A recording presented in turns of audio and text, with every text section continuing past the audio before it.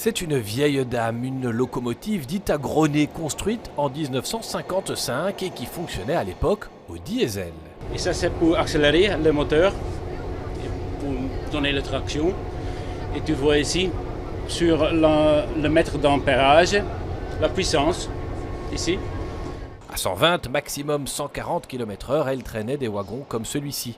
Entre 1933 et 1981, y embarquait jusqu'à 100 personnes, prenant place sur des banquettes en bois. À l'époque, on trouvait cela bien commode et même confortable, preuve que les standards évoluent avec le temps.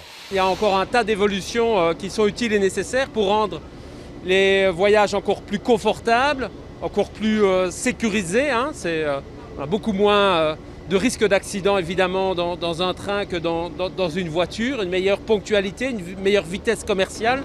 Si l'on ressort cet ancêtre des musées, c'est parce que le rail belge fête 175 ans de liaison avec Paris. À l'époque, le voyage durait 2 jours. Fin du XXe siècle, le délai reste proche de 3 heures. En 96, l'arrivée du Thalys divise ce temps par 2. On a la chance d'avoir une ligne à grande vitesse intégrale de Paris à Bruxelles qui nous permet de rouler à 300 km/h pendant 1h22. Ça sera difficile d'aller plus vite sur cette infrastructure-là avec les trains qu'on connaît aujourd'hui. Ensuite, il y aura peut-être des nouvelles technologies dans 100 ans qui nous permettront d'aller encore plus vite. Nous espérons des croissances formidables d'ici 2030. Et oui, nous allons tout faire pour encourager ce modal shift qui est tellement important dans les défis climatiques qui sont les nôtres.